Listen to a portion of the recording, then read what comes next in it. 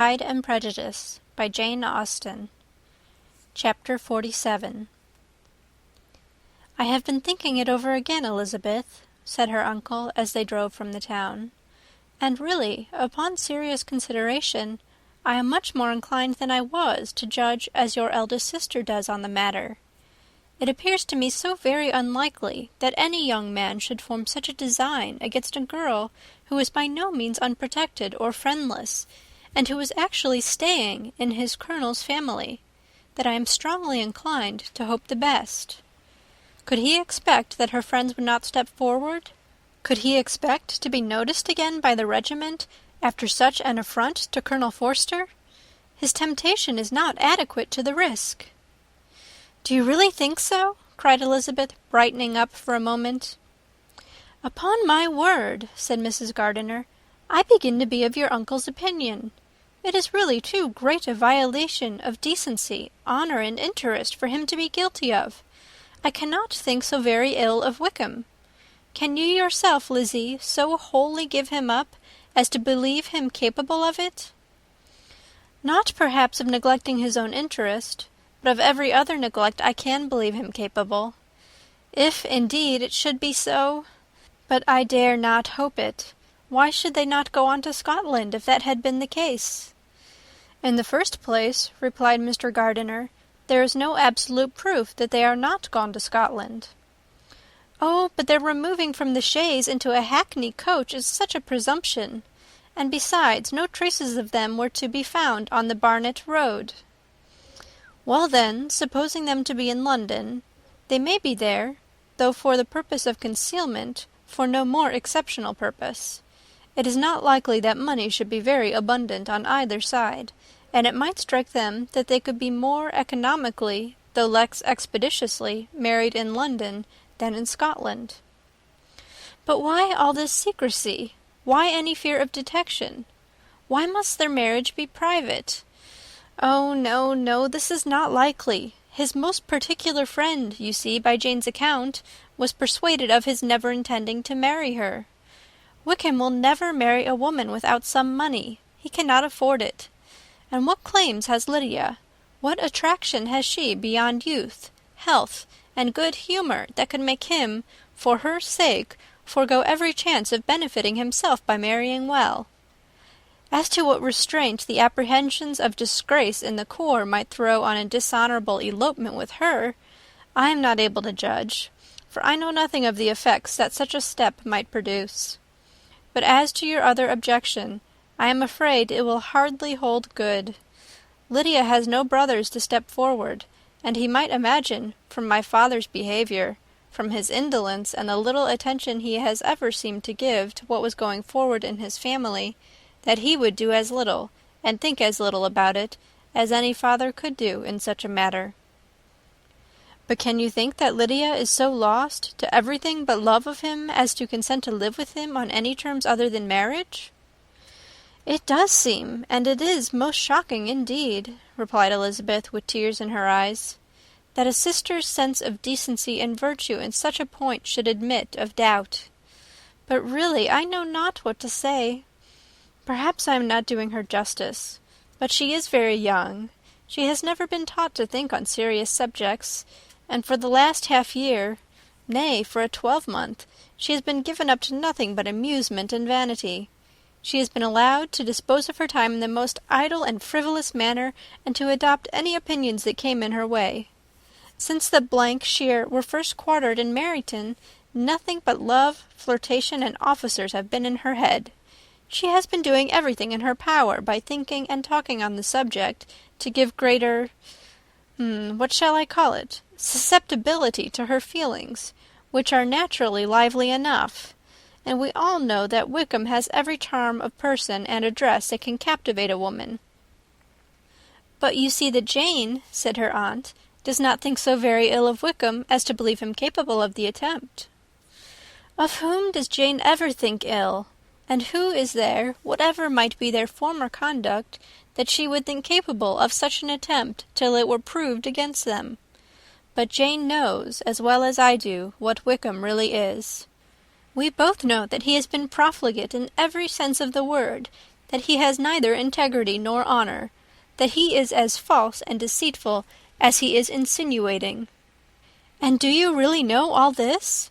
cried Mrs. Gardiner, whose curiosity as to the mode of her intelligence was all alive. "I do indeed," replied Elizabeth, colouring. "I told you the other day of his infamous behaviour to Mr. Darcy, and you yourself, when last at Longbourn, heard in what manner he spoke of the man who had behaved with such forbearance and liberality towards him. And there are other circumstances which I am not at liberty, which it is not worth while to relate.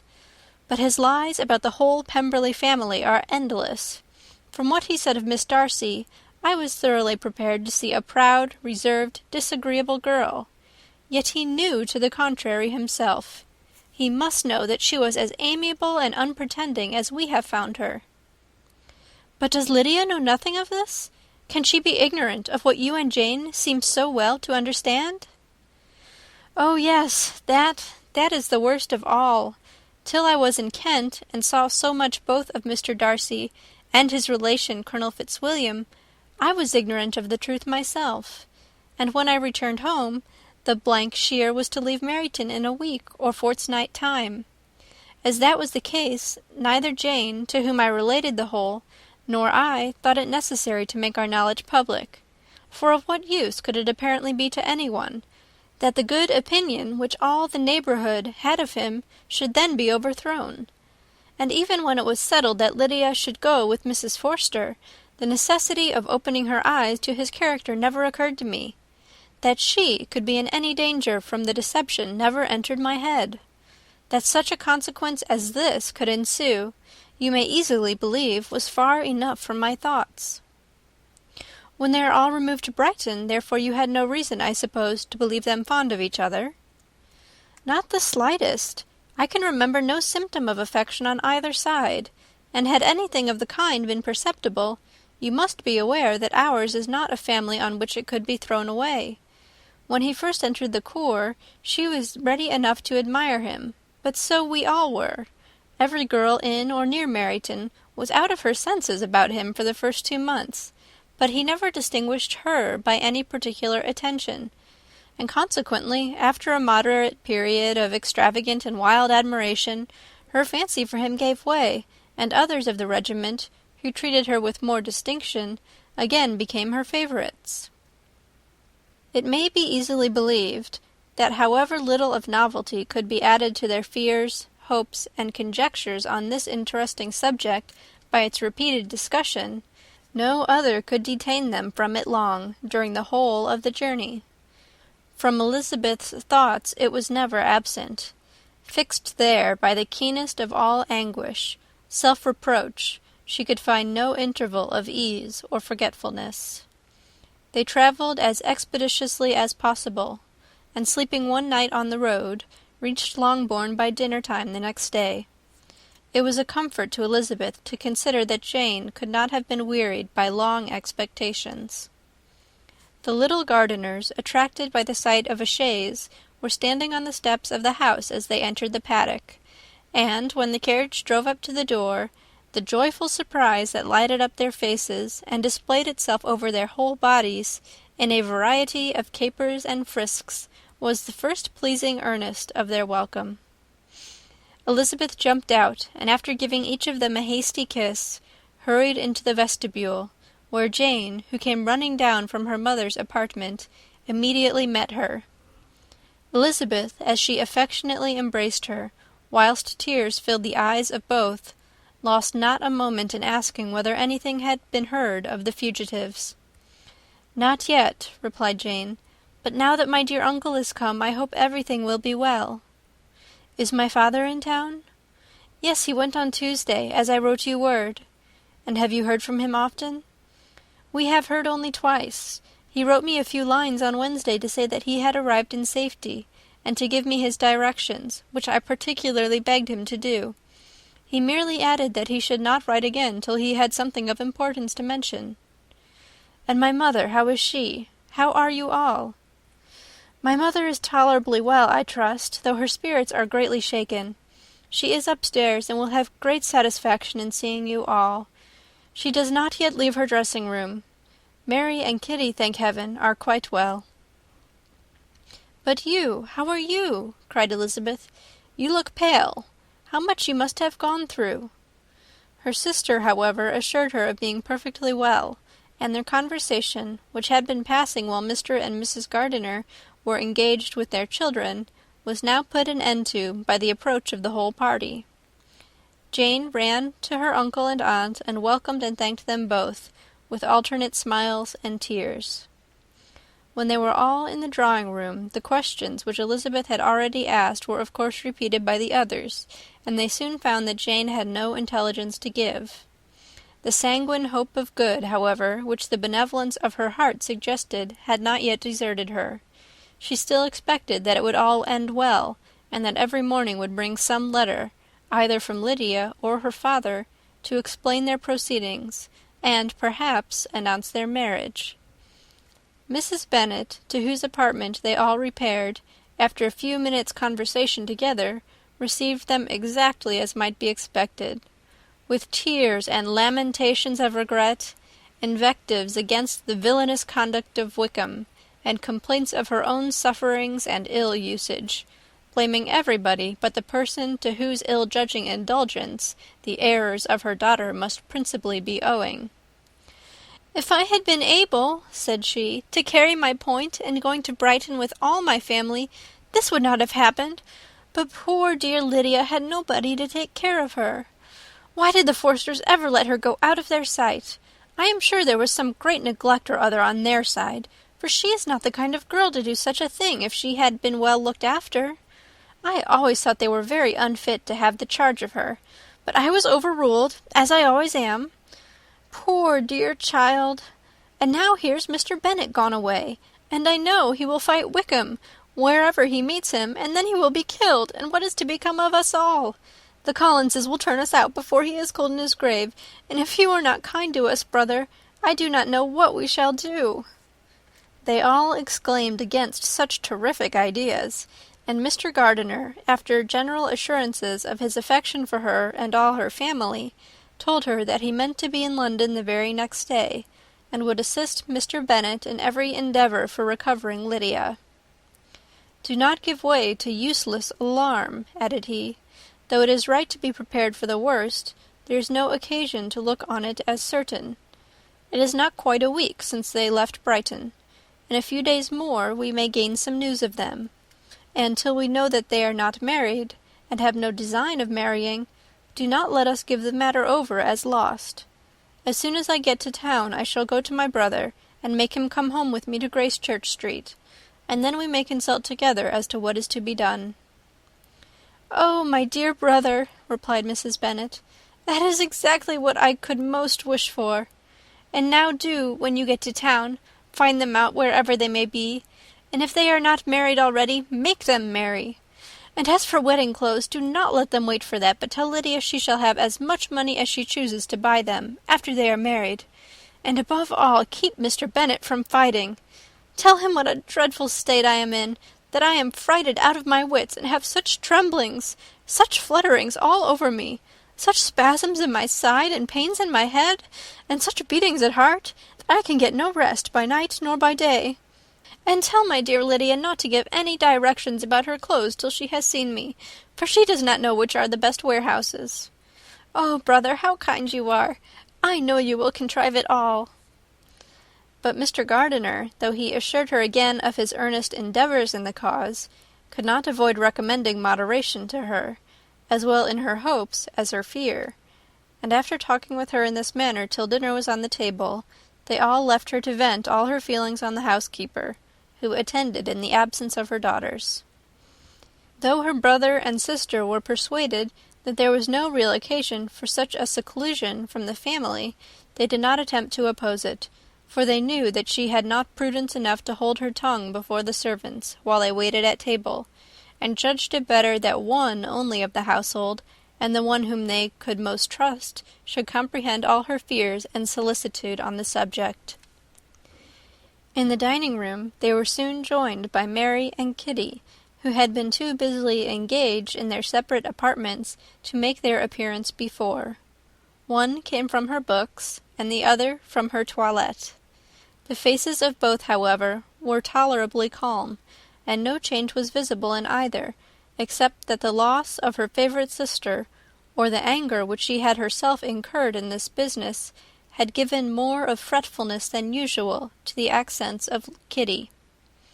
As for Mary, she was mistress enough of herself to whisper to Elizabeth, with a countenance of grave reflection, soon after they were seated at the table, "This is a most unfortunate affair, and will probably be much talked of, but we must stem the tide of malice, and pour into the wounded bosoms of each other the balm of sisterly consolation." Then, perceiving in Elizabeth no inclination of replying, she added, "Unhappy as the event must be for Lydia, we may draw from it this useful lesson, that loss of virtue in a female is irretrievable, that one false step involves her in endless ruin, that her reputation is no less brittle than it is beautiful, and that she cannot be too much guarded in her behaviour towards the undeserving of the other sex." Elizabeth lifted up her eyes in amazement, but was too much oppressed to make any reply. Mary, however, continued to console herself with such kind of moral extractions from the evil before them. In the afternoon the two elder Miss Bennets were able to be for half an hour by themselves, and Elizabeth instantly availed herself of the opportunity of making any inquiries, which Jane was equally eager to satisfy. After joining in general lamentations over the dreadful sequel of this event, which Elizabeth considered as all but certain, and Miss Bennet could not assert to be wholly impossible, the former continued the subject by saying, "But tell me all and everything about it which I have not already heard. Give me further particulars. What did Colonel Forster say? Had they no apprehension of anything before the elopement took place? They must have seen them together for ever." "Colonel Forster did own that he had often suspected some partiality, especially on Lydia's side, but nothing to give him any alarm. I am so grieved for him. His behaviour was attentive and kind to the utmost. He was coming to us, in order to assure us of his concern, before he had any idea of their not being gone to Scotland. When that apprehension first got abroad, it hastened his journey." "And was Denny convinced that Wickham would not marry? Did he know of their intending to go off? Had Colonel Forster seen Denny himself?" "Yes, but when questioned by him, Denny denied knowing anything of their plans, and would not give his real opinion about it. He did not repeat his persuasion of their not marrying, and from that I am inclined to hope he might have been misunderstood before." "And till Colonel Forster came himself, not one of you entertained a doubt, I suppose, of their being really married?" "How was it possible that such an idea could enter our brains? I felt a little uneasy, a little fearful of my sister's happiness with him in marriage, because I knew that his conduct had not been always quite right. My father and mother knew nothing of that. They only felt how imprudent a match it must be. Kitty then owned, with a very natural triumph, on knowing more than the rest of us, that in Lydia's last letter she had prepared her for such a step. She had known, it seems, of their being in love with each other many weeks." "But not before they went to Brighton?" "No, I believe not." "And did Colonel Forster appear to think well of Wickham himself? Does he know his real character?" "I must confess that he did not speak so well of Wickham as he formerly did. He believed him to be imprudent and extravagant, and since this sad affair has taken place, it is said that he left Meryton greatly in debt, but I hope this may be false." "Oh, Jane, had we been less secret, had we told what we knew of him, this could not have happened." "Perhaps it would have been better," replied her sister. "But to expose the former faults of any person, without knowing what their present feelings were, seemed unjustifiable. We acted with the best intentions." "Could Colonel Forster repeat the particulars of Lydia's note to his wife?" "He brought it with him for us to see." Jane then took it from her pocket-book and gave it to Elizabeth. These were the contents. "My dear Harriet, You will laugh when you know where I am gone, and I cannot help laughing myself at your surprise tomorrow morning, as soon as I am missed. I am going to Gretna Green, and if you cannot guess with who, I shall think you a simpleton, for there is but one man in the world I love, and he is an angel. I should never be happy without him, so think it no harm to be off. You need not send them word at Longbourn of my going, if you do not like it, for it will make the surprise the greater when I write to them and sign my name Lydia Wickham. What a good joke it will be! I can hardly write for laughing. Pray make my excuses to Pratt for not keeping my engagement and dancing with him tonight. Tell him I hope he will excuse me when he knows all, and tell him I will dance with him at the next ball we meet, with great pleasure. I shall send for my clothes when I get to Longbourn, but I wish you would tell Sally to mend a great slit in my worked muslin gown before they are packed up. Good-bye. Give my love to Colonel Forster. I hope you will drink to our good journey. Your affectionate friend, Lydia Bennet. "Oh, thoughtless, thoughtless Lydia!" cried Elizabeth, when she had finished it. "What a letter is this, to be written at such a moment! But at least it shows that she was serious on the subject of their journey. Whatever he might afterwards persuade her to, it was not on her side a scheme of infamy. My poor father! How he must have felt it!" "I never saw anyone so shocked. He could not speak a word for full 10 minutes. My mother was taken ill immediately, and the whole house in such confusion." "Oh, Jane," cried Elizabeth, "was there a servant belonging to it who did not know the whole story before the end of the day?" "I do not know. I hope there was, but to be guarded at such a time is very difficult. My mother was in hysterics, and though I endeavoured to give her every assistance in my power, I am afraid I did not do so much as I might have done. But the horror of what might possibly happen almost took me from my faculties. Your attendance upon her has been too much for you. You do not look well. Oh, that I had been with you! You have had every care and anxiety upon yourself alone. Mary and Kitty have been very kind, and would have shared in every fatigue, I am sure, but I did not think it right for either of them. Kitty is slight and delicate, and Mary studies so much that her hours of repose should not be broken in on. My Aunt Phillips came to Longbourn on Tuesday after my father went away, and was so good as to stay till Thursday with me. She was of great use and comfort to us all, and Lady Lucas has been very kind.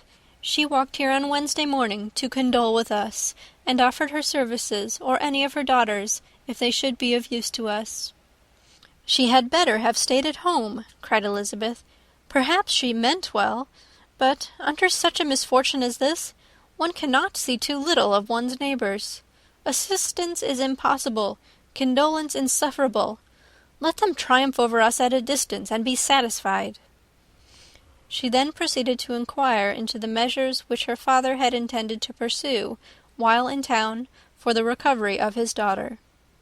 "He meant, I believe," replied Jane, "to go to Epsom, the place where they last changed horses, see the postilions, and try if anything could be made out from them.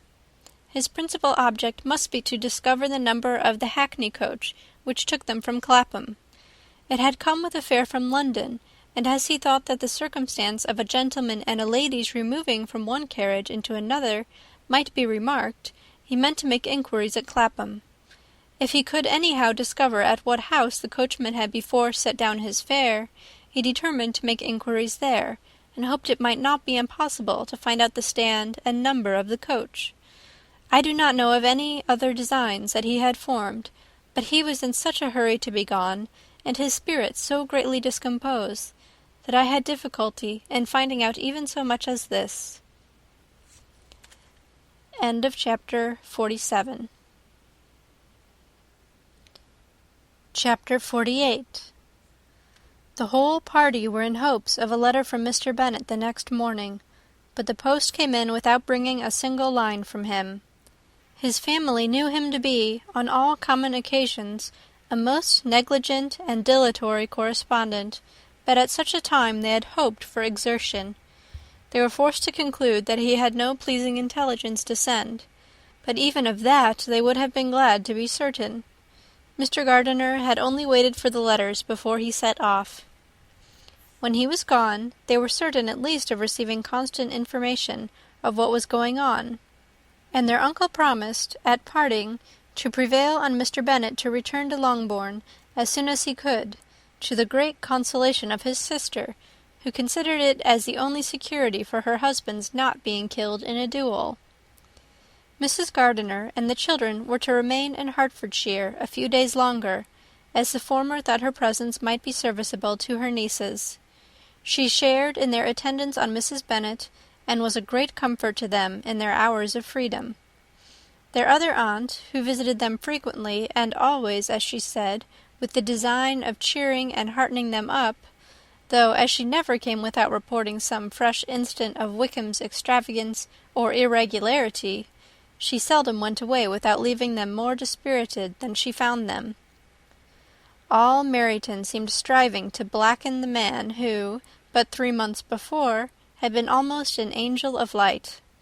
He was declared to be in debt to every tradesman in the place, and his intrigues, all honoured with the title of seduction, had been extended into every tradesman's family. Everybody declared that he was the wickedest young man in the world, and everybody began to find out that they had always distrusted the appearance of his goodness.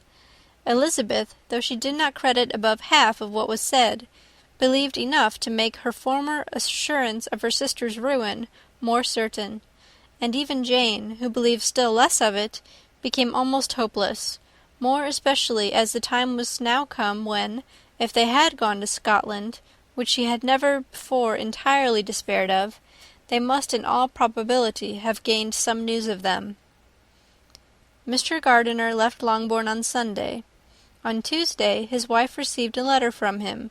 It told them that, on his arrival, he had immediately found out his brother, and persuaded him to come to Gracechurch Street; that Mr. Bennet had been to Epsom and Clapham before his arrival, but without gaining any satisfactory information, and that he was now determined to inquire at all the principal hotels in town, as Mr. Bennet thought it possible they might have gone to one of them, on their first coming to London, before they procured lodgings.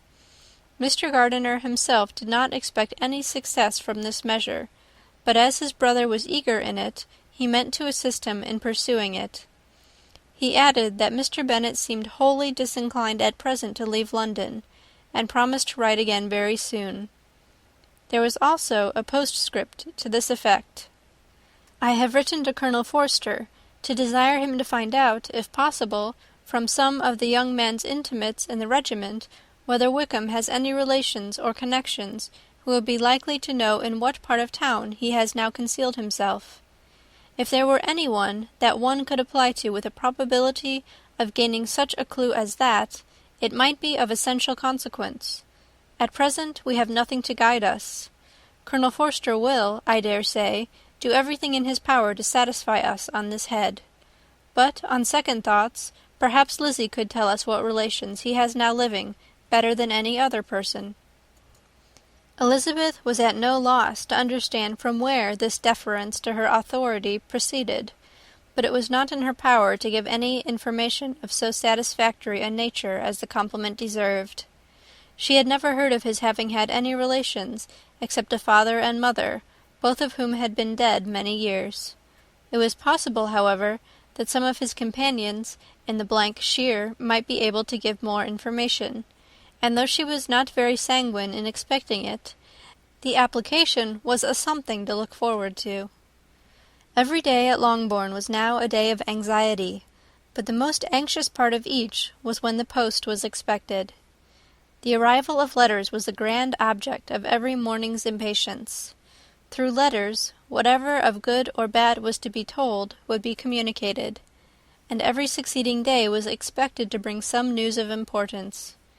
But before they heard again from Mr. Gardiner, a letter arrived for their father from a different quarter, from Mr. Collins, which, as Jane had received directions to open all that came for him in his absence, she accordingly read, and Elizabeth, who knew what curiosities his letters always were, looked over her and read it likewise.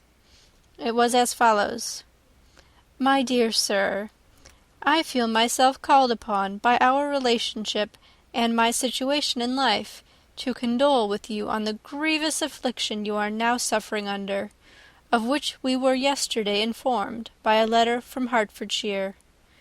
Be assured, my dear sir, that Mrs. Collins and myself sincerely sympathize with you and all your respectable family in your present distress, which must be of the bitterest kind, because proceeding from a cause which no time can remove.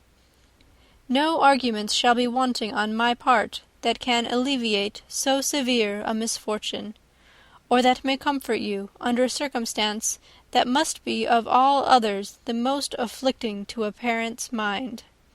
The death of your daughter would have been a blessing in comparison to this, and it is the more to be lamented, because there is reason to suppose, as my dear Charlotte informs me, that this licentiousness of behaviour in your daughter has proceeded from a faulty degree of indulgence, though, at the same time, for the consolation of yourself and Mrs. Bennet, I am inclined to think that her own disposition must be naturally bad, or she could not be guilty of such an enormity at so early an age.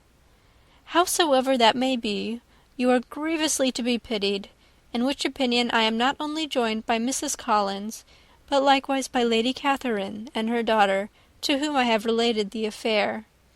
They agree with me in apprehending that this false step in one daughter will be injurious to the fortunes of all the others. For who, as Lady Catherine herself condescendingly says, will connect themselves with such a family? And this consideration leads me moreover to reflect, with augmented satisfaction, on a certain event of last November, for had it been otherwise, I must have been involved in all your sorrow and disgrace. Let me then advise you, dear sir, to console yourself as much as possible, to throw off your unworthy child from your affection for ever, and leave her to reap the fruits of her own heinous offence. I am, dear sir, etc., etc. Mr. Gardiner did not write again till he had received an answer from Colonel Forster, and then he had nothing of a pleasant nature to send.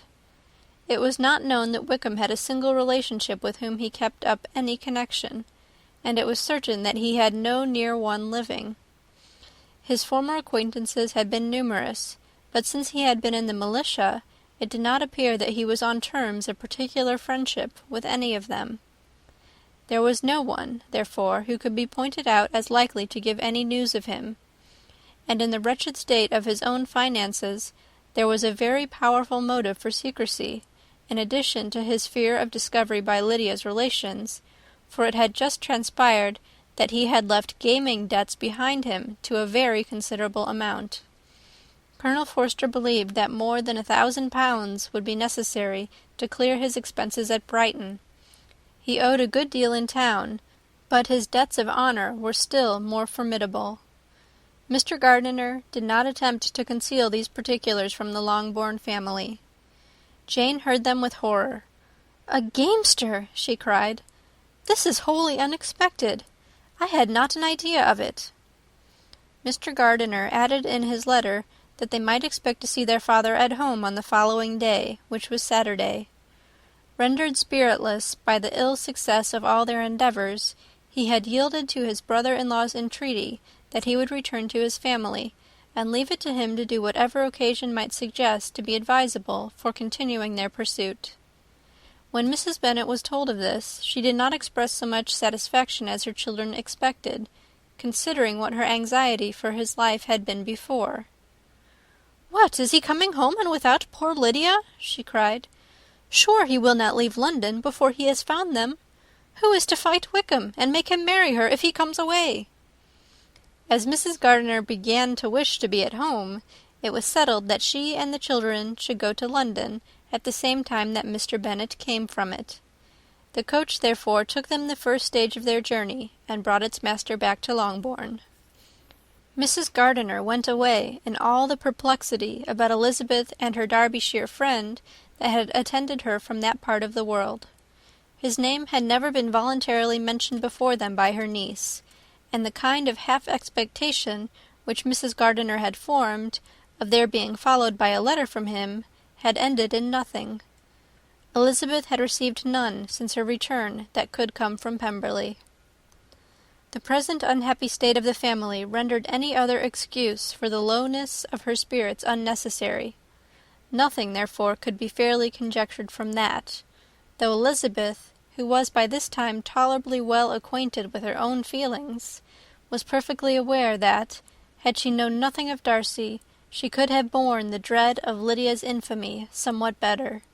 It would have spared her, she thought, one sleepless night out of 2. When Mr. Bennet arrived, he had all the appearance of his usual philosophic composure. He said as little as he had ever been in the habit of saying, made no mention of the business that had taken him away, and it was some time before his daughters had courage to speak of it.